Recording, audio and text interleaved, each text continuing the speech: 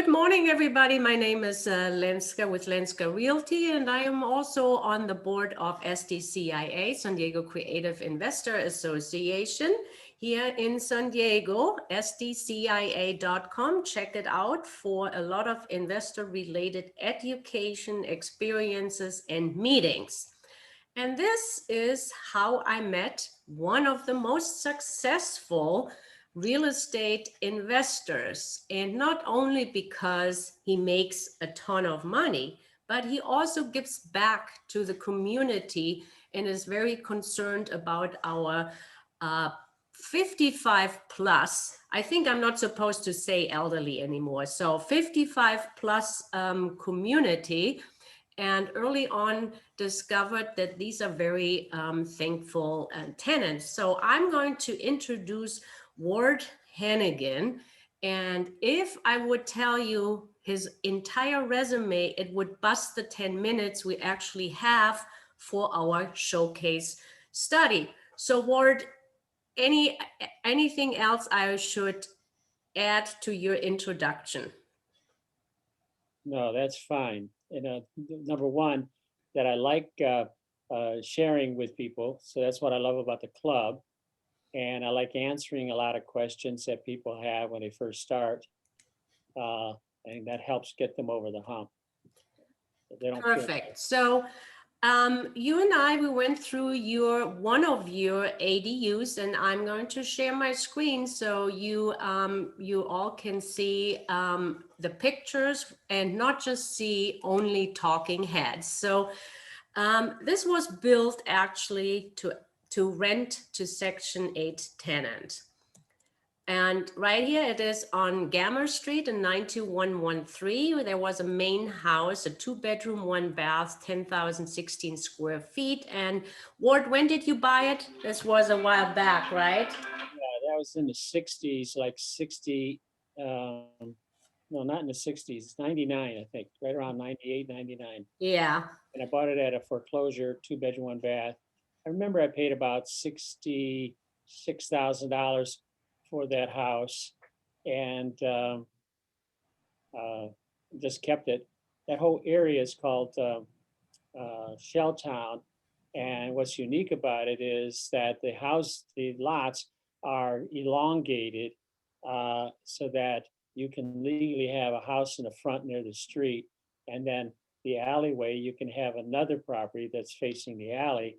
And so you could have, if you bought that property way back when, you could, it was anticipated that you probably would add another unit to it and get additional income. Yeah, and this is obviously a perfect play for investors. So you guys see that long lot. So, yeah. And you designed a very clever floor plan, and this is just a drawing, but I'd like to show a couple of pictures just so you guys get an idea about the before and after, and then how buildings kind of get built, and also the inside, because right now we can't look behind the walls. And so it's a 1-bedroom, 1-bath, 492 square feet. And so we're going to play a video, and Ward, talk us, oh, I gotta turn the volume off. So talk us through. All right, so this is the access from the alley. We also can access it on the street. We put in a double car parking, tandem parking. And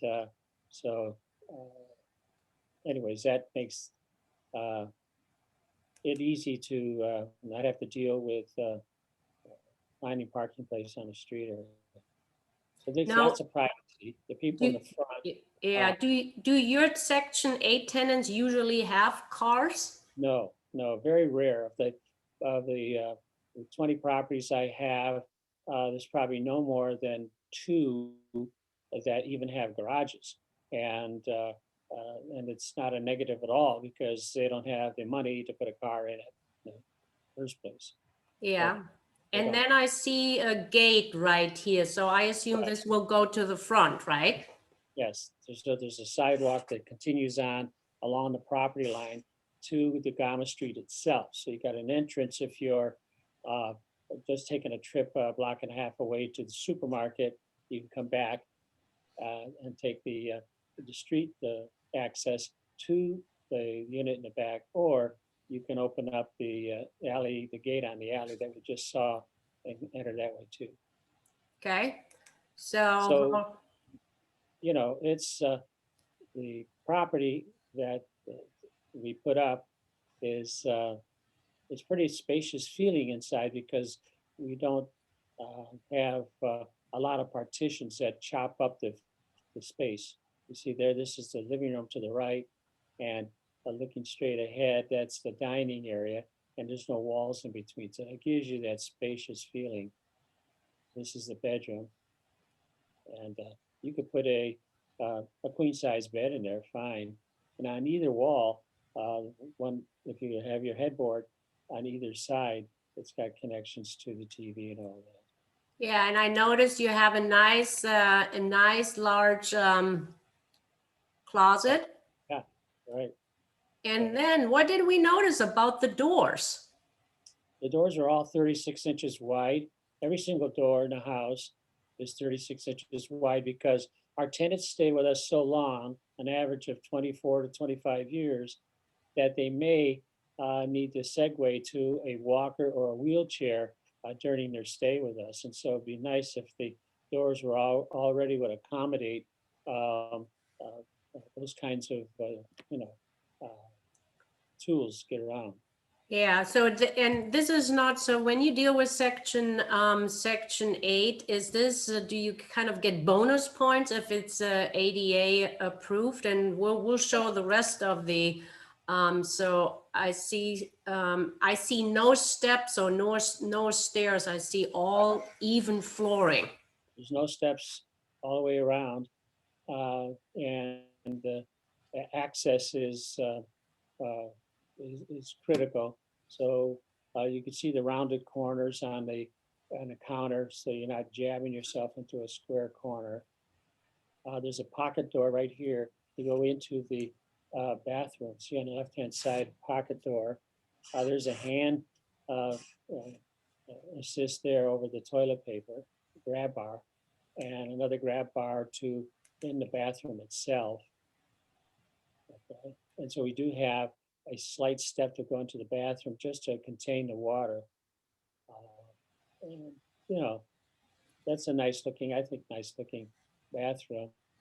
This is a bench seat that pulls down in the bathroom that's made for, what do you call it, steam rooms and stuff like that.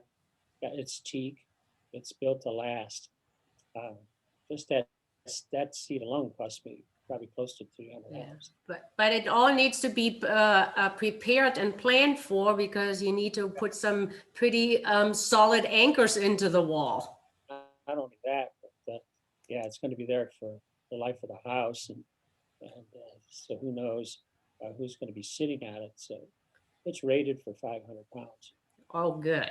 Okay, so and even this one has a little side or backyard? Right, so that's the side entrance, and both entrances have that pinhole security screen. Here you see we put a hold to hill there in order to keep the property adjacent to us from sliding on down into our yard, to that retaining wall. And that makes it just perfect for a tenant to grow tomatoes or strawberries or peas or something along that side. Oh, okay. So and then that goes back right out. Oh, I wanted to show because you even have a tankless water heater right here, right? Just to the Right. left, right there. Yeah. So that way, we don't have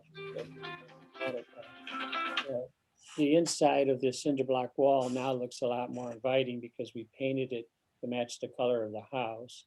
The house itself, I decided against stucco, which I find very boring nowadays. And so that's a cementous type of shiplap wood that we put up. Yeah. Costs a little more, lasts quite a while, and it's fireproof. Yeah, custom cabinets. They go out. They hold something like I think something 60, maybe 80 pounds, something like that. Yeah, but nothing of those are actually a requirement But with the Section 8 or the Housing Authority, right? Section 8, yeah, many people think Section 8 is very, very persnickety about what the unit must contain. And it really is not true. Uh, you have to have a pest-free environment, and it has to be weather tight. That's it. That's it. This app, they rent, or they assist people that have a studio, so 0 bedroom, all the way up to about a 5 bedroom unit. And I love the 1 bedroom because it attracts an entirely different tenant if you have limited to 1 bedroom. And that gives me longevity of rent. They stay an average 24, 25 years. And so there's 300 months of a cascade of rent that's not interrupted. And who wouldn't want to be renting? If I would be one of the housing authorities, I would be happy now to have a tenant. Or I mean, so with other words, the Section 8, you will get payment directly from the housing authority, correct? Direct deposit to my bank account. And which is guaranteed rent. That's guaranteed. And then usually Section 8 uh, will pay the majority of the rent, but not all the rent. So they'll pay 80 to 90% of the rent based on economic need. But once in a great while, they'll even pay 100% of that tenant's rent if their income is extremely low. Okay. So usually, And you can see that your returns, so I just had that, I think you mentioned that this unit rents for about 12 or $1,300. yeah, 13, it was 1387, so Yeah, $1,387 a month. yeah. Right? Okay, so we have actually, yep, I made a mistake, and that should read 1,300 right here. Oh, well, nobody is perfect. So Ward, give investors or give, I mean, this also is for homeowners. Obviously, if you have a great lot and you can convert or build another unit in the backyard, it's definitely worth the money. Doesn't have a backyard. It could be a front yard. It could be a side yard. Okay, Yeah, be part of the main house. But this one happens to be a separate yeah, standalone unit yeah. in the back. And then is there need for the housing authority to add to their inventory? I heard that they're going to increase the voucher program. Oh, well, yeah. There's the reason is witnessed by the fact the waiting period to get on Section 8 in San Diego is 11 years. LA is around 15 years. New York City is the longest, is around 18 years. I mean, you would, that's an incredibly exaggerated waiting period. But even area like down in National City, it's around right now 7 or 8 years to get on the waiting list. Yeah. So, So investors could make a difference by bringing these affordable housing options online, and could actually maybe even reach out to the housing authority. And I appreciate your demystifying the myth of Section 8 or housing voucher program. And any advice you would give investors how to build more affordable houses? Last point of wisdom, Ward. uh, well, actually, nowadays, you probably would have to go out of the more popular areas. The coastal corridor around the United States and any uh, area in the world is always more expensive than inland areas. And so I don't look at property anymore that's any closer to our coast than 100 miles. So I'm looking at Phoenix, I'm looking at what is it, in Riverside? It would be in the Indio area or Bakersfield, or Sacramento. I have units in all of those areas. You can go far and wide with Section 8 because they're all over the nation. And if people stay and stay and stay, you don't need management. Okay, and so if you don't have to worry about management, then you know, I once tried to buy some 1 bedroom, 1 bath, 3 houses on one lot in Anchorage, Alaska, and so you know that's around 2,500 miles away. And the reason I was fearless in doing it is, other than the initial meetup with a brand new tenant and taking their application and then having them inspect the property, you never go to the property again. And I never go to the property again, even the units that I have in San Diego. Yeah, and tell us again, what is the average tenure of your rentals? The average tenure right now is between 24 to 25 years. Okay. Some people that were with me for 32 years before they had to go to assisted living or went into a hospital or something like that. But that's, you know, that's 300 plus uninterrupted continuous rent coming in each and every month.